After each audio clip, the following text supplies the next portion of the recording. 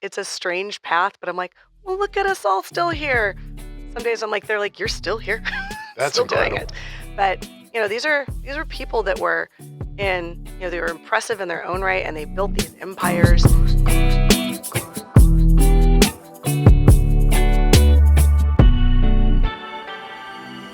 Welcome back to the Few Podcast. My name is Robert Schein with my co-host Madison Evans. Hi, Madison. Hi, Rob. How are you? Good. We're having a good time. We're going to have a great time today, as we always do. We always have fun in the studio here with our production team. You guys always do knock it out of the park and keep us on track. But today, this is season 2, episode 11, and it's a continuation of our Women in Power series. And we have Gina Rotolo, who is the head of marketing for our Coachella Valley Firebirds. And I have my Firebird little handkerchief there today. So I want to represent, and we're going to get right into the Firebirds. If you don't know who they are or what they mean to the Valley, the Coachella Valley, or even what Gina has been able to, bring to the Valley with all of her experience, it's going to be a great episode. We're really excited for all of us to tune in. So let's have some fun. Yes, as Rob said, Gina is the Vice President of Marketing and Communications for the Coachella Valley Firebirds, the AHL's 32nd franchise and the affiliate of the Seattle Kraken, who call Acrisure Arena home, one of Southern California's most successful 11,000-seat live entertainment and sports venue. Rotolo's portfolio with the Firebirds includes building marketing, public relations, and social teams, along with overseeing facility presentation and broadcasting personnel, along with a mandate to drive revenue generation across all areas of operation. So let's get into it and bring Gina in. All right, let's do this. So I'm excited to be here today and do this. I'm sitting here now and I'm going to talk with my hands a lot. I realized I did not wear my Firebirds branded That jewelry. is the coolest thing. It's a partnership with El Paseo Jewelers. Yes. We all know Raju. He is fantastic, a great supporter of the community. Amazing. But this collaborative sort of idea, tell us about that. How'd that come about? It was really interesting. I've worked with a lot of organizations and done some creative sponsorship activations essentially and development, but this is probably the most unique. Having a chance to kind of go design a jewelry line. I mean, celebrities get to do that. And I was like, cool. What's happening? So it was really neat. But we sat over there and they wanted to match all of the colors. So we literally got very granular with here's the PMS colors for our blue, our deep sea blue, and our our Kraken ice, and all of the colors. So they matched it jewel by jewel, very specific to the tone. And I mean, it was not like, let's just do make some earrings and a ring and a necklace and call it done. It was a lot of really well thought out, several rounds of design and making that happen. So, and it was really exciting to get to debut that. So I always like to I wear them on game days. They've been very lucky. So every time. Oh, that's awesome. Yeah. Right now I'm like, we really need to wear them. Everybody who has the jewelry, please wear them, whether you're coming to the game or not. So we've got playoffs coming up. That's good. Yeah, no, that's been fantastic to watch the ride and sort of the arc and the journey of what that whole organization and the impact in the Coachella Valley. But what's best about that is, in addition to all the success that we've seen, is just this first-class executive team. And you're on that, professionals from day one, sort of highest level, even within the league of like leadership, very, very well sought out. But your connection to the community in the Coachella Valley. Because I'll be the first to say, years ago when somebody says, oh, we're going to put a hockey. Everybody's like, oh my God, sure you are. In the desert. That's what we need. Oh, that's going to be successful. That'll solve all the problems of the world. That's exactly what we need. So the Acrisure Arena itself is such a great contribution to the community because now we have all that higher end talent, and it's exciting. It's so exciting, but also your community connections. I know you wear multiple hats within the Firebird organization. I do. And then some, but then your ability to take a time out, understand sort of who's in the community, who's giving back to the community, and then also have that co-investment. Absolutely. Right? That's pretty cool. That was a big deal. Our entire leadership team that was kind of recruited to come do this, we all came from outside this market. At the time, our GM that was here, he had been in this market off and on. I think he'd, vacationed here and spent time out here, had a house. He really laid the groundwork for a lot of that, but we got recruited and we came into this during COVID. So It was a very strange time and people were like, you're going to open a building when no one can get together? Yeah. Okay. Sure. Yeah. Oh, and there's ice too. Right on. Good luck. So no, that was a big piece. And I'll be the first to admit when I got here, I'd done business out here before and I'm, coming from the entertainment side of things, I've been for the festivals, but I kind of came in, didn't realize I was in the city of Indian Wells where I was staying. You know, I thought I was in Coachella. I didn't realize that it was India. Like all of these things, I had no idea there were 9 cities. And when I got here and I quickly started to see these dynamics, I realized they were very different cities, very different groups of people. Yeah. And it's across the board. I didn't fully have the grasp. I'd lived in other markets where we had a lot of tourism, but this temporary residency, right? So these snowbirds that were coming down, and it's, you know, they're not here for a weekend. They're coming for 4, maybe up to 6 months. And that, again, was at a very strange time. It was important to understand all those dynamics and sort of piece everything together.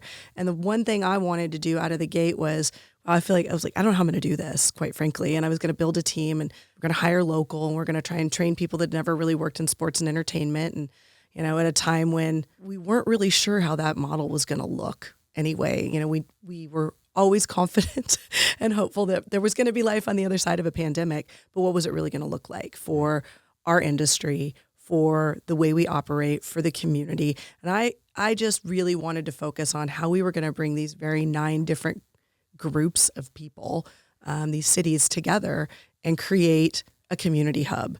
And I really didn't have this I'd love to tell you I had this grand strategic plan, like this is what we do. And I just sort of had to feel my way through it. And I did a lot of listening. I asked a lot of questions. Yeah. I observed a lot of things. I was fortunate that, you know, everybody that we met initially were so welcoming. They were very excited about the project, but then there were people who had no idea. Like, there's a giant hole in the ground over here. What are you doing? Right. You know, there's nothing on that side of the road. You were supposed to be in Palm Springs and now you're here. There are all these different dynamics to walk into. Yeah. And, you know, that first season playing the first 22 games on the road and having to establish a team that we'd been talking about for probably 3 years prior, quite frankly. And we had launched the brand, I think it was officially like fall of 21, and then went on sale that spring, you know, with no building. And, you know, like a sales center essentially, and people were bringing in like the full page ad from the Desert Sun and like postcards that we mailed out. I'm like, well, they're getting it. This is good news. And just watching it grow, but then having to tell people, hey, it's great. We're going to start hockey season, and you're all back to this team that you really don't know any of these players. And we've just shown you what a jersey looks like, sort of, and we don't really have anything for you to buy yet. And then, by the way, we're going to start on the road, and we're going to be in Seattle for these 4 home away from home games. Yeah. So how do you create home when you don't have one yet? And then we brought the players down that November, and, you know, they were in and out, but we were still a construction zone. So making fans wait until, you know, halfway through the season, and then cramming an entire season into, you know, mid-December to mid-April that year was nuts. So and then the team stepped up. And they were incredible. And it was an exceptional, it was like a storybook season. It was our Miracle on Ice season, right? But to all the groundwork that you guys did years before leading up to that, obviously there was COVID, but then just construction, still waiting for that, you know, not quite settled in, making the community, you know, sort of understand this big idea. The colors, you guys knocked it out of the park. I got really lucky. I was jerseys, gifted the a beautiful colors, brand. Like, here you go. Yeah, the branding was fantastic. I mean, I'm a super fan just on that, the branding side, because I love the marketing aspect. So I appreciate that. But yeah, no, the executive leadership team, your team, and everybody just did a great job. Coachella Valley stepped up. Everybody showed up. Everybody showed up, and now it's such a great fun. I love, even when I go in there, everything's local. Like, I know, you know, Schein, who has the barbecue. CV Barbecue. And if you haven't had that, that's like, I know people that go to the games for their barbecue. Yeah, it's so great. good. And we've been able to build but that was a really important thing. And I've, you know, been in other buildings and opened a lot of them. And sometimes you have those opportunities and sometimes you don't. The business model of that can be challenging. So we knew that there was going to be trial and error with a lot of things that we did, and trying to figure out how we make this, you know, with some of the partnerships we have, like, you know, can we bring restaurants in, and do we do like pop-ups? You know, do we do like street food? How do we do that? So we continue to evolve that. I don't think we're ever going to get to a space where, like, this is just what it's going to be moving forward. And some people need that, but for me, I like the idea of constantly trying to look for new ways to innovate, to have these touch points that just feel representative of the space you're in. And if, you know, we're fortunate enough to be a driver for tourism, you know, if you're just going to come in and see a show, you don't necessarily, you know, our market is fortunate. We don't just have you drive in and I'm going in for 2 hours. I'm going to go see this show, and then I'm going to drive back home. So people like to come and make a weekend. So if you can show them some of those touch points, it's and then big send time. them out And every into time I the go to a concert over there and you meet some people, they're like, oh, I'm in from LA and I'm staying the weekend. And it's doing such great things for the Coachella Valley. It's a lot of fun. It's been, but that was the big thing, this connector. And at the end of that first season, you know, who knew that we were going to go to playoffs? Who knew that we were going to keep going all the way through? I mean, and I gotta be honest, I think we were all just as deer in headlights, shocked about it as the rest of the community. We were excited, but also, how do we do this? Oh my gosh, we have like 3 days, maybe max, between events to figure out how we're going to do the next round of playoffs. And I worked really hard. I wanted to make every round feel different and like to keep leveling up, and we'll change the colors and everybody's going to wear this color for this. It got really confusing. We've kind of streamlined that now, so it's better. But it was, you know, and then it ended the way it ended, which just felt like you fell off a cliff. And I remember going out the next day, and I had my baseball hat on, had not slept in what felt like a long time at that point. And I went to the grocery store. I went kind of running a few errands, kind of a thing. And I remember just being really aware of all the logos that I saw everywhere. And I was somewhat used to that, but I was seeing stuff, and I realized people that would probably never talk to each other. Never. You would identify, right? You're like, oh, we're part of this club now. And people that wouldn't talk to each other before, or like total strangers. And they're like, were you at the game last night? Oh my God, it's so heartbreaking. Did you see this? Can you believe it? But they were talking, and it was genuine and it was authentic. And I thought, I was really, obviously, like everyone else, exceptionally upset about losing. You know, I've been in this boat before, having launched a hockey team, and I lost that first season too, like all the way getting to the finals. And ironically, when I launched the Vegas Golden Knights, we played the Capitals. We made it to game 5, or like it was game 5 of the last series, and we lost. And it was crazy to me to think I was going to have this full circle moment with the feeder team for the Capitals. You've got that minus touch. I was like, this is it. This is happening. This is so worth it. And then when we didn't win, I was double devastated. But it hit me that I kind of lost the forest for the trees at that point, because I was just Really, just into like, we got to make the next thing bigger, and how are we going to market this, and what are we going to do, and got to sell tickets, and how do we keep the community involved? And I just got into the day-to-day of that and forgot to kind of look up and see the effect it was having. And it reminded me when I was, you know, sitting, grabbing a coffee or something, and again, just having watched the dynamic in 2 or 3 different places that day, that's what I wanted to do. I really wanted to be able to, like, win or lose, you want people to feel connected to something and to each other. That's and fantastic. Spark conversations.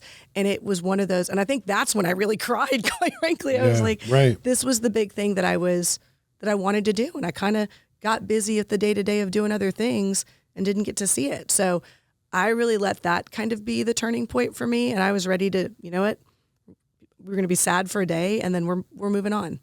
We're going to get ready, and we have to start all over again. And we have to take all these people on this ride, and it's going to be new. It's the same roller coaster, sort of. Different turns. So, and then to do it again a second year and just continue to see that wave. And again, we don't know what it's like at this point, so knock on wood, to not have a successful season. And, you know, we've start differently every year, and we've had some ups and downs. I think losing a lot of those players from that first season, that's hard, but that's what we do. We're a developmental organization across all areas, not just on the ice. I mean, that's what we do. And when we lost our coaching staff, you know, the core of our coaching staff. You're so excited for them, and that's exactly the arc of the journey. That's what we're supposed to be doing. But then again, you're at this end of the day, you're like, all right, that's natural progression. Yep. But we all become so invested. We do. And and I, you know, that was my big thing. I was like, these guys and everybody that's within our organization, they have roots here. They will always be part of that story. And I think it's really cool. And I've been doing this long enough that I move around a lot. So you get to take that all goes with you wherever you go, and those experiences. So for us, we want to make sure it's great for the fans. We want to make sure it's great for the players, the coaching staff, anybody that's inside our organization, whether you are a parking attendant or you're part of our housekeeping staff or you're doing our IT work or, you know, you're in the sales office, whatever. Like, everybody is a part of our story. And we were really fortunate that our story was so well embraced. So to me, I'm like, you get to go out into the world and you get to be this piece of the Coachella Valley that's going to take that message, and you're going to do great things. And it's like watching the root system grow. So that's the part that I like. is a little kind of like woo-woo about it, but I just think it sparked something, and that something's going to continue to grow, and I can't wait to see how it continues to evolve. Well, I think it's a testament to the success of that. What the Firebirds have meant to the Coachella Valley is really coming and driven by you and your team of your energy, right? and you can see, and your passion and your belief in the product, if you will, right? Mm-hmm. And then, but you did it 100% the right way, which is let's get connected to the community. Mm-hmm. Let's make this a connector. And that was really cool. So tell me, before you got to Coachella Valley, where were you? What did you do? So prior to the pandemic, because that's where everybody's life took a little time out, I had been in Las Vegas. I went out there to open T-Mobile Arena, and we were launching the Golden Knights. I went out there to work for AEG, which is who I had been working for prior to that when I was in Houston, and then kind of woke up after a few weeks there, and a handful of us were no longer AEG employees. We were now suddenly working for MGM Resorts International, and got to be part of a really great team to create the global sports and entertainment division. So we were centralizing all of our entertainment operations, so these centers of excellence, essentially. So booking and programming was all in one space, and we weren't going to go against each other. There were 12 properties up and down the strip at that point, but then we also oversaw all of our national and international properties as well. So booking, marketing, artist relations, business development, sponsorship, social PR, all those things. And we were changing that business model from a heads and beds hotel driver to kind of a butts and seats, which was this entertainment model. And, create this as a destination. It wasn't going to be the same old Vegas that you were used to. And that model was really successful. And I did that for 4 years. I was fortunate to launch 2 professional teams there. So it was the Golden Knights, and then we brought in the Las Vegas Aces, who are now 2-time WNBA champs. Yes, that is I'm like, so everybody's cool. getting these rings after I left. Where are my rings? Oh my God. But it was great. And then, overseeing, everything from theater and club level, showrooms, festivals, all of our arena properties, our residencies, sports, entertainment, everything. So it was an exciting, hectic, crazy time. 4 years in Las Vegas kind of felt like 400 years. I can only imagine. And then I was actually leaving. I left the market, and it was right before the pandemic hit. So I went home for the holidays, and I just stayed home. I went to Texas, and I didn't leave for another couple of years, but I was headed to Nashville.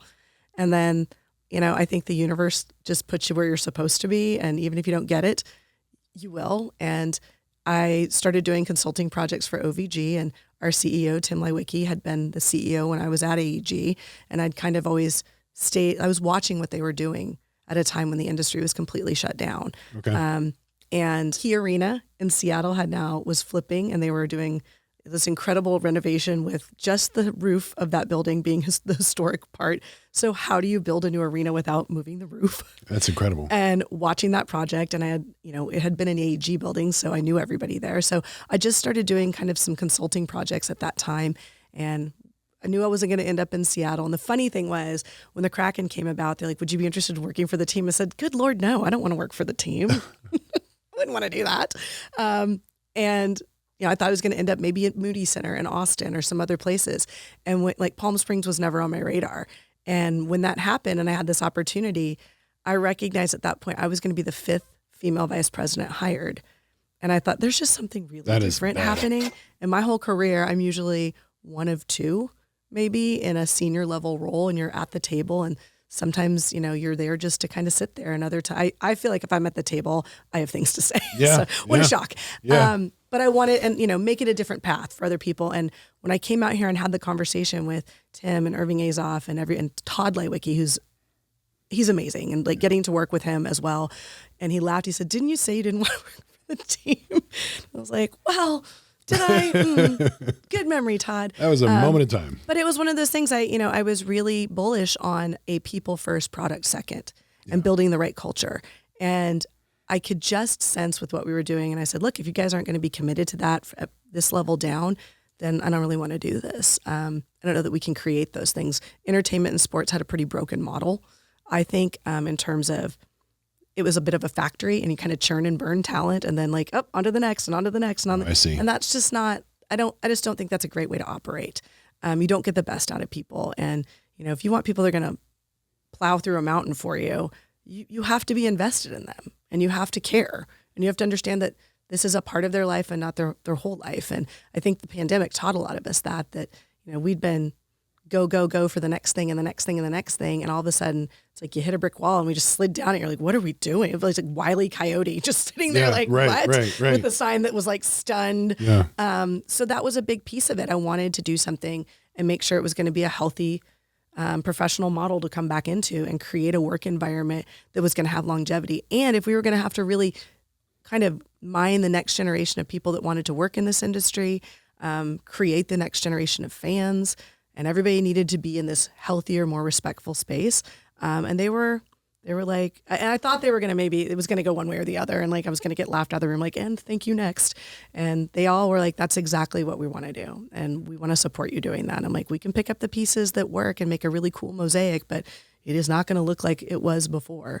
So, and they've been really committed to doing that. So coming into an organization where you know that it's different, you know that your leadership team looks inclusive, you know that it's got diversity, you know you have people with experience and there's mutual respect, you can build something really magical with a stable foundation. And that's, I think, what we've been able to do. And I think looking at how our team, and we didn't have a lot of moving. Usually when you open a building after the first year, people are like, and I'm out, or they get another opportunity elsewhere. And we didn't start seeing that right away. We have in the last year, and that's really bittersweet because you kind of are in the trenches with these people and you go through a lot of intense stuff and your whole life is work in the beginning to do this and to create these magic fun experiences. But we're pretty drained by the end of all of it. And when they start leaving, when I was so excited, being in Los Angeles the last few days, because people that I got to open the building with that have gone on, they're working overseas now, or they've gone on to different buildings and like, hey, we hired your person and da-da-da-da-da. And it's great. It's a small world and it's a small industry, but that's those pieces that are sparked and they're like, man, it's just really what you guys were doing out there was completely different. And it's so great that we have a piece of that now. This episode is brought to you by Schein Wealth Management, serving the Coachella Valley for the first 40 years and built for the next 40 years. And for more information about Schein, it's BlankyScheinWealthManagement.com. You have such a great story in terms of your journey. But what I love about having you here, not only for my daughters to watch, your inspirational executive female leader that is top of her game. As you said, 1 of 5 in the room at the table, but gonna share your voice. Yeah. And gonna make certain that, I'm there and I'm going to be heard and I'm going to actually make a contribution. I'm going to make this place 10 times better than you could ever imagine. And I think people were initially like, what? You're going where? But wait, hold on. For those that, because I'm curious, I want to go back. You're a graduate from TCU. Yep. Art Go history, Frogs. French degree. My daughter almost went there. She's at Texas A&M right now. Okay. We'll allow that it. was on the list.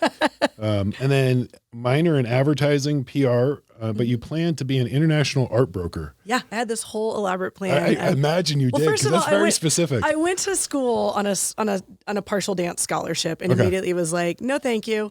I don't need a degree to be a dancer. And I'd been dancing my whole life at that point, and just thought, no, I'm going to do other things. So, kind of finding my niche. I didn't really find it. I knew I was going to do something with a language, and so I think I got my French degree, honestly, like in the first year and a half. I took more classes in French than I did in English. That's awesome. Art history was always something really interesting to me. And I wasn't sure what you do with it. I think my dad he called it the "Would you like fries with that degree?" Oh, that's and that's expensive. Yes. He doesn't. He's not worried anymore. He's like, I don't always know what she's doing, but she seems like she's doing okay. Yeah. So my parents were very supportive. But yeah, I actually, my plan was to go to Christie's Auction House graduate training program. My parents lived overseas when I went to college. So they moved to London, and I applied and I got accepted, and I was super excited. And I got over there and found out that program, particularly at that time, I don't know if it's still the case, was for European citizens only. So there was like an epic snafu in the admissions process that I got in. And I went over to start, I went to orientation, and everybody was like, good God, you're an American. I'm like, I know, I'm so excited to be here. So exciting. And they're like, you can't be here. And I'm like, no, I can't. I have a piece of paper. But, life throws curveballs. Yeah. And they shipped me to New York to interview for the same position, essentially.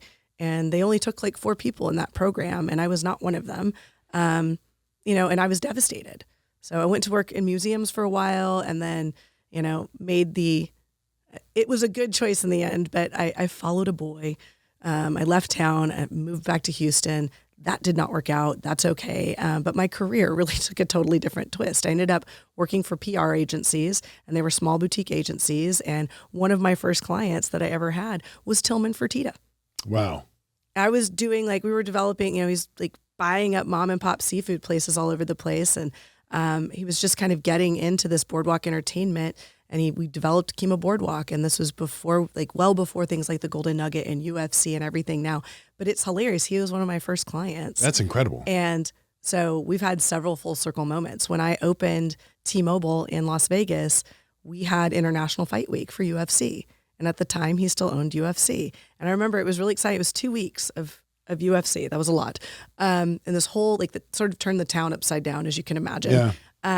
And he was in the best of moods, just smiling ear to ear, a little overly, too happy Tillman. I didn't know what we were doing with that. And that Monday morning, after we got done with everything and be super successful, he announced that he was selling his company to IMG.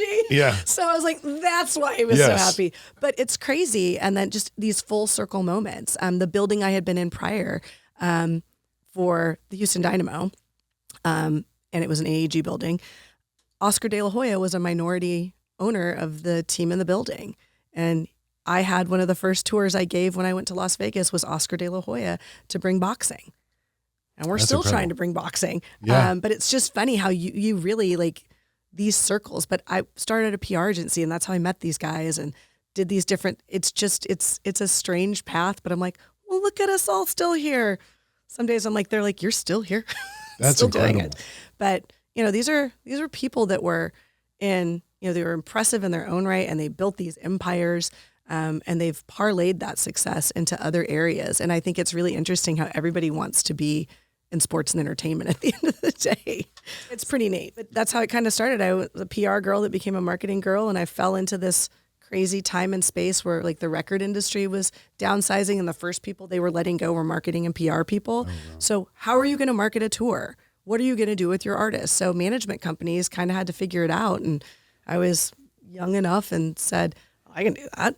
And, found myself out on tour with some bands and had a full circle moment actually just with Coachella. Green Day was one of the first bands I was out with. It was Green Day and the Goo Goo Dolls, and watching them at the festival this past weekend. And I'm like, I can't. And they were talking about, we formed this band in 1982 and we actually started doing stuff in 87. And I'm like, I'm doing math now. Wait, hold.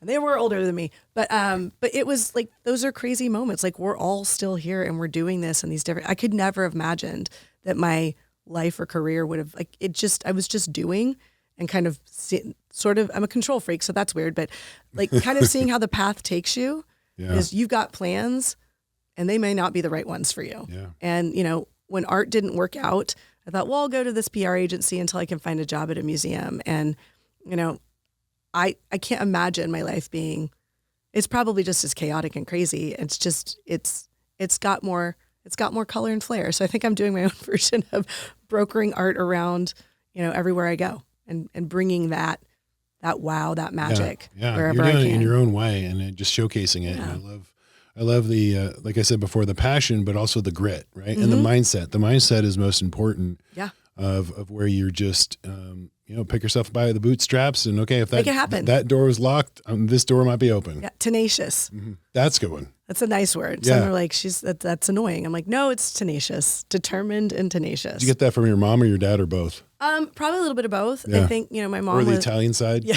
I'm half Italian. So. Or Italian and Irish. So just a lot of, it's amazing. I haven't been moving my hands that much during this, and I've knocked everything over. That's normal. No, I think that was kind of always it. My mom was very much, she was really fiercely independent, incredibly smart, very well educated, very adaptable to things. She made choices at the time. My parents divorced when I was very little, and my mom's like, I'm picking us up and moving out of this teeny tiny town in Kansas, and we're going to go live in Denver because I want to go ski. And I'm bringing the girl, that's gutsy. That's and I look back now and I great. think about that, and it just was not at a time where you did those things. And I think my grandparents were like, what? So you had a very strong role model. I did. And, she was like, find a way to do it. Work hard, ask questions, be helpful, be kind, all of those things. And to me, I felt like I knocked on a lot of doors in the beginning and wanted someone to mentor me. I didn't even understand the concept of that's what I was asking for. But I didn't get a lot of that. I just sort of had to show up and figure it out. And I was like, first one in, last one out, just always say yes. Like, I can do that. I'll figure it out on the way. And that's how I did it. My roles evolved. Relationships were how I built my career. As a PR girl, I didn't have a budget. I'm trying to get coverage for free, right? True. For all my clients. And you have to establish these relationships. And I've carried a lot of those, from everywhere I go, I take those and I develop more. And so I like to think I'm a great collector of people and their experiences and their stories and help connect the dots. That's where I can be most useful. Is like, I don't know how to do this, but let's call so-and-so and they do. And who you need to talk to is this person. And there was a lot of that in this market, which was a similar mindset. So it was really easy to assimilate into that. And it was such a, hey, we're all going to help each other and we're going to build stuff together. And we can be competitive, but we don't have to try and, crush one another. So there's space for that. And I think it's healthy. But yeah, I think that really, my dad was like, this is the determination piece of it. And, you need to be smart about how you're doing things. And he was an international negotiator for an oil and gas company. So, the relationship building was huge for him. And it wasn't, do you want to make the relationship one time or 100 times? And how are you going to build longevity from that? So I learned a lot, like when I got into the booking side of things and just negotiating deals, what's mutually beneficial? I don't want to make this a one-off. So I'm the only, I can't do a deal like that just feels one-sided. And most of the people that I work with, that was always kind of their philosophy too. Not always, but, those were at times, when things go sideways, that's when you test that relationship. Yes, and when you're standing in the middle of it and we're at the threshold of hell, everything's going wrong, showing up and being visible and saying, I don't know how we got here, but we're going to fix it together. That's big. We've got, I have 7 keys to financial wellness. One of them is mindset. You clearly have that mindset, that sort of, strong constitution and determination. There's also building the network of support, right? And so that network around you, right? Make the relationship one time or 100 times. And then also making certain that the right people, or just connecting. Yeah. Right. That connectivity of collecting people is truly special, because just build your Rolodex. There's often... Do people even know what a Rolodex is anymore? That's awesome. That's I'm so glad you said that. Well, Kristen's going to have to throw up she'll throw up a video. This is suddenly turned into the Smart List podcast where for Tracy and Naomi, this is what this means. This is what a Rolodex is. Well, it's always said that if you show me your network, I'll show you your net worth. Right? There's also community and family, right? That's another key. And so, I think it's so cool to see all of these elements and why you're so successful, just living and breathing and, kicking out names. And, and you can do that with a smile. Yeah. Right. You can do it. You can do it. Yeah. But okay, let's go into that though. Cause there's a lot of, I have 3 daughters, so my son and I always say, with my wife combined, we're a minority in a sorority. Yeah. Right. But one of the reasons why you're here today is to be that inspiration, right? You just said you didn't have any role models. Why we're doing the Few podcast is to create that, not only for my daughters, that community of support, but beyond, right? Anybody out there who wants or needs help, or even a role model or inspiration, and well beyond. And so that's my hope for all of this. And it's great. And you're wonderful in that journey. But what advice would you give? You've given a lot of great advice right now. But what advice would you give in that world? Because you went into sports marketing, it's male dominated. It's my whole career has been that, right? Yeah. I was in rooms where at times I'm sure I wasn't wanted. And I had to find space and carve space and then take up that space and not give ground back, right? That's a big piece. One of the things I sort of told myself somewhere along the way was, I didn't get all the stuff and advice or whatever. And I did found, I've had some great mentors, and I've worked with some incredible men that are so kind and so generous, and they want you to do well too. Right. And they help foster some of those introductions and help clear a path maybe at times, which is fantastic. But the big thing for me was I wanted to make sure that whatever path I had carved is a lot easier for the next woman to walk down. And I truly am let's bring everybody together and we'll do amazing things. and we can't go at each other. We have to go together. So there's space for all of us, and there's no need. And it's a little jarring sometimes when I get into a situation where that's not being reciprocated by another female in a leadership role. And that always gives me pause for a moment. But I also know that her journey was really hard. Yeah. So for me, it's about, if anybody wants to have a conversation, I do my best to do that. Can I have 5 minutes of your time? Like, can I, I'm a student someplace, like I'm doing a paper. Can I talk to you? Like, I'll find you on LinkedIn. I'll try and do that any chance I get, because I didn't have a lot of that. Yeah. And I was like, my story probably can't be someone else's story. You can't get into things the same way I did. Just like the people, sort of that class of women before me didn't get in, the way they started in the industry was not how I could start in the industry, because it just keeps evolving. But I think the big piece of it is, ask questions. Don't be afraid to use your voice. You don't have to know the answers, and you don't have to feel like you need to know the answers. If you don't know, it's okay to say, I don't know, but I'm going to get back to you on that. Yeah. I think as women, we feel that we have to balance lots of plates all the time, right? Like we multitask at it from day one, and that's just what we're taught. You have to be, like, for us, I felt like, I've had to work 10 times as hard for 1/10 the result. And it took me longer to get the title or maybe the pay grade that I thought I should be at, like running these races. And I realized at some point, you're running your own race. And it's important every now and then to look up and kind of be like, okay, like, where are we? Like, check where you are in your lineup, but you're running your own race. And so your definition of success is not going to look like everybody else's. How you get from A to B to C, that's your journey and that's your choice. And those are things that you should embrace, whether you get it, quote, right, or you think you got it wrong. There is an opportunity in everything, and detours or obstacles or detours in the right directions. It doesn't always feel like it, but it really is. And I think that's a big piece of it. We live in such a comparative society, and particularly for, your girls, right? Like, I look at all of these, all the younger people that work with me, it's, your life is online. I see it all the time. And people are just constantly, it's this dead-eyed scroll. Yeah. And it's comparing. No one's living if that's all you're doing is checking the meter. So I think it's really important to run your race. Do it in your term, on your time. Like, what is the timeline that you're up against? Do you think you should be, I needed to graduate by this time, and I needed to, date somebody by this time. I need to be married by this time. I need to have kids by this time. I need to have this big successful career. I think as women, we can have it all. I will tell you honestly, my experience is you can't have it all at the same time. Yeah. And those are choices. And you have to figure out what's, your priorities shift. And that's okay. So if you want to take time and start a family, that's great. You may not be on your CEO track at that point. Keep doing what you're doing, because now your priorities have shifted. So what is really the most important thing? If you want to be, and I spent a lot of time trading in life moments, right? Because I wanted to be visible, and I was at work, and this pandemic hits, and you're like, oh my gosh, what was that for? And it's it's the big things, it's the weddings or the birthdays or the Sunday dinners or just meeting friends for coffee or a happy hour, or, it's big things and little things. And life is made up of little moments. Don't miss them all. So I think that's a big piece when you're doing all this and you're career planning and you're looking ahead and I got to gain, go. And here's, this tally sheet that you have, or, it's like scoreboard, this ticker. Yeah. Your ticker's not going to look like everybody else's. So don't try and make it. That was exceptional. Absolutely. Like, everything you just said, everyone needs to hear.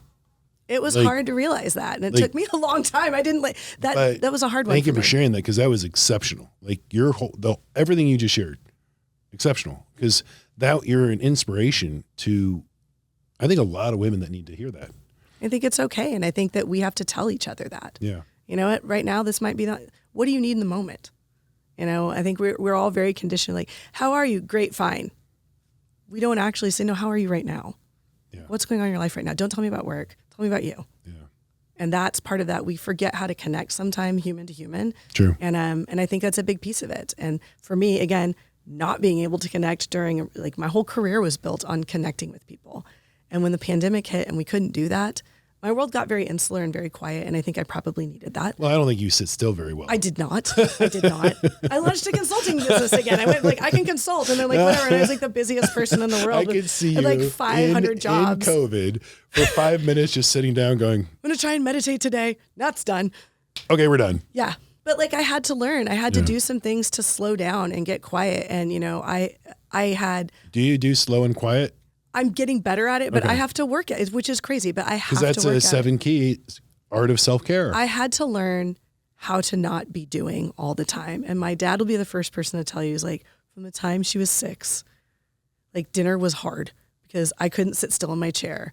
And, so what are you doing now to take care of you? My self-care, I prioritize lots of things, right? Like I know for me, if my big signs when things aren't going great or I'm too stressed is when I sort of cut off socially and when I stop moving, right? Like, so if I need to move my body and do things that helps my brain do things differently. So, the entire time when I was in Vegas, like I hiked a lot, because when you're hiking and I had 9 billion things in my brain, you literally, if you're hiking up a mountain, it takes it away. Yeah. I dare you to try and multitask, right? Like, it's true. You're using different parts of your body and your mind at the same time. And it was calming. And I came out of so I got to start hiking. It's awesome. It's really hot here, but you can do it. And that was a big thing. But like, I like to work out. I like to, and it could be little things. I'm like, I'm not going to have an hour and a half to go like hit weights and do cardio and this, that, and the other. I really am still a student of trying to meditate. And even if it's 5 minutes, like, what do I want to set an intention for that day? What's important to me? And if I can't get quiet at all within 5 minutes, my brain is overloaded. And as my role has changed and shifted and grown, I'm pulled in a lot of different directions. So having a space that I can kind of just go, okay, doing some breathing, doing something. Those are important things. But I've had to learn how to do that because I thought you had to stay busy all the time in order to be successful. Yeah. That's this frenetic energy, which when I saw the movie Inside Out 2 and Anxiety, it's no shock she's a redhead. I was like, it's my spirit animal. But when I saw that movie and she had, like, they visualized what a panic attack looks like. And I realized that, that was a hit in the feels moment. And I'm like, I know what that's like. I know what that overstimulation's like. And then you're just like, you can't slow down. So I have to work hard to not let myself get into those spaces because it's how I've kind of been conditioned. I just was like, what's next? You're doing the next thing. What are we doing? Like, you don't enjoy the moment. I've done some amazing, huge, impactful events. And I can tell you that 9 times out of 10, I'm like, I was so far on to the next thing that I was missing a lot of those moments. Missing the moment. And you don't want to work this hard to not be able to be like, take a step back and just go, okay. And that's been a big thing with my staff as we were going through this in year 1. Don't forget, go watch the game for a minute. Like, we made playoffs. We don't know if we're going to get back here again. Stop what you're doing. Go watch. That's Be awesome. a fan for a minute.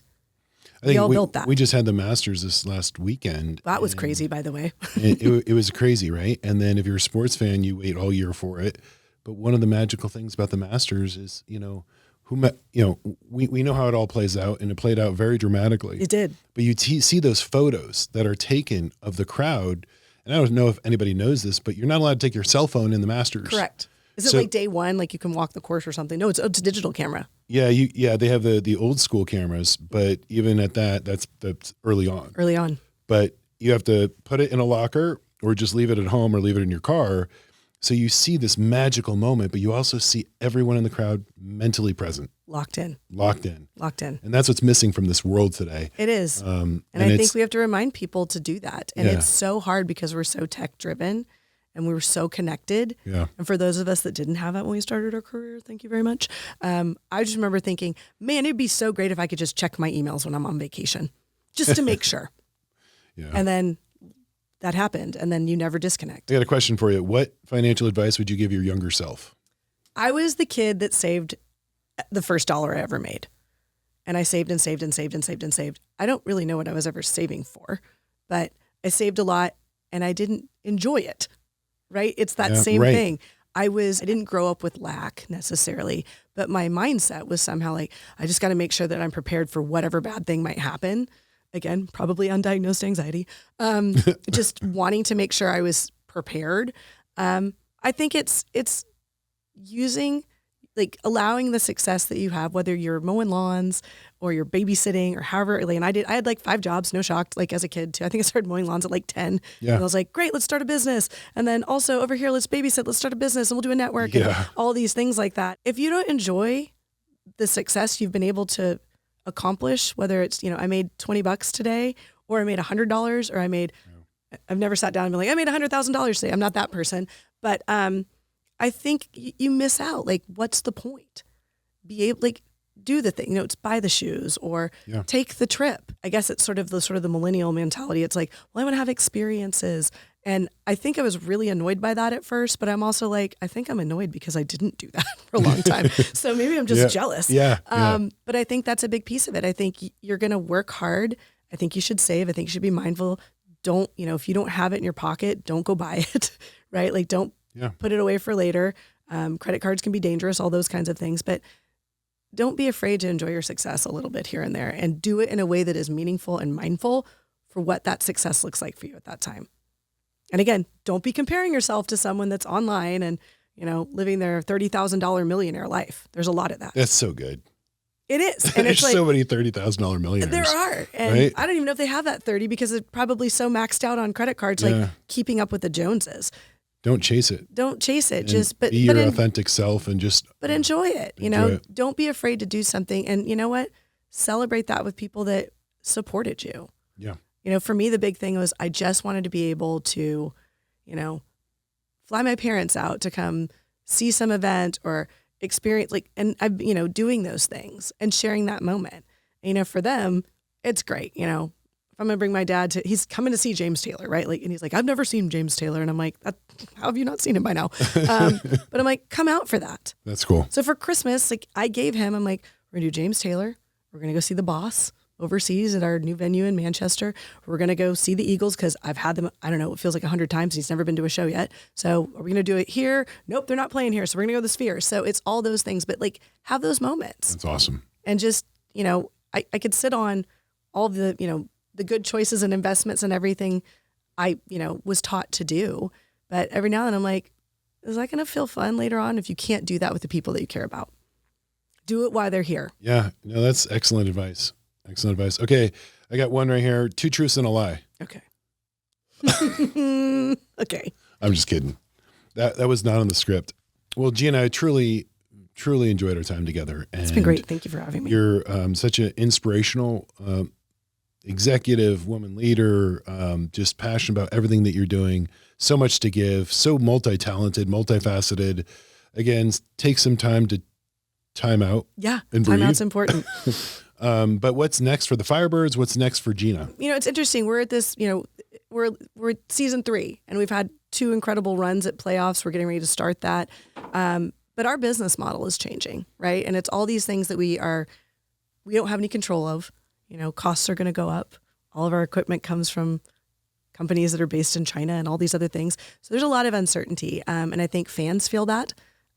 People are not sure what to do with their money next. Are we going to be conservative? So, and as our team continues to age out the original players for one reason or another, and we're going to get new players, I think for us, it's really doubling down on our community commitments, right? Like the Firebirds have been a great unifier, as has the arena, as has the Iceplex. And now we have this nonprofit arm, which is new to us this year, One Valley Foundation. So if those 3 for-profit entities are the unifier and a community hub, I want to really lean into how do we strengthen that unity? And that's through the community and nonprofit commitments that we're making here. So I'm excited about what we're going to be able to develop there. I have some really big challenges. I got to go find some endowment money at a really difficult time. We're solely fan funded on these things. Really, we're raising millions of dollars through the generosity of our fans, which is great. But we want to be able to have even greater impact and partner with other big people that want to do that too and make a real difference keeping that money here and developing.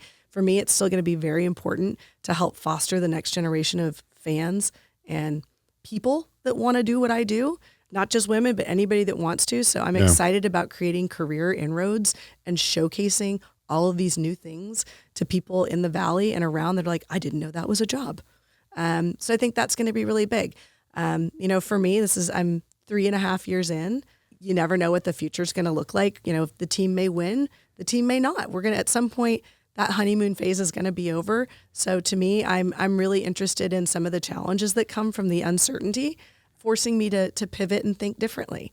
And it's not a plug and play. So for me, it's, I'm just as excited about waking up, tomorrow and going, okay, what's next? Yeah. Well, that's fantastic. Gina, I really, truly appreciate our time together. Thank you for sharing that with our audience. Again, can't wait to get back out there and support the Firebirds and Go Birds! Have some fun. And it's such a great experience and such a great opportunity for the community here in the Coachella Valley and partnership. So for all of that, we thank you. Thank you so much. It's been great. Well, that was extremely inspirational, just to have Gina and tell us all about her journey, number one. But just being a woman in a man's world, and very being impressive. able to make things happen and shake it up. And there's no question, she's a strong leader and very, very bright, intelligent, and making things happen. A true gift to the Coachella Valley as well, and to the Coachella Valley Firebirds. Definitely, I want to go to a Firebirds game. We now. certainly do. Can't wait to go now, for sure. Yeah. All right, Madison, time for quotes. Our first quote is by Estee Lauder. No one ever became a success without taking chances. One must be able to recognize the moment and seize it without delay. Our second quote is by Nora Ephron. Above all, be the heroine of your life, not the victim. Our quote by Gina Rotolo is, don't take yourself too seriously. Take time to laugh and find the joy in every situation. Life is short, and most of it you're not really in control of anyway, so you might as well have fun and enjoy the ride. Thank you again, everyone, for listening. As always, like, subscribe, and share our episode to people you think would like to listen. Start sharing. Why are you guys just not sharing? You're just being lazy. Just find somebody right now, share it to 5 friends. We'll do a giveaway. What should we give away? I don't know. Firebirds tickets. Whoa. Take it easy. The gift to be determined could be tickets. It could be Firebirds swag. We don't know. We're going to have some fun with this. So yeah, we're meaning business about this one. Yes. So make sure, business. because you just watched the episode, you're here now. Why don't you just push the button and share? It's not that hard. Is it really that hard? It's not hard. It's not hard. So find friends, family, just start sharing. We appreciate it. Thanks for watching. This podcast is brought to you by David Field Producer. It is produced and directed by David Field and Kristen George. And it's mix, edit, and socials by Kristen George.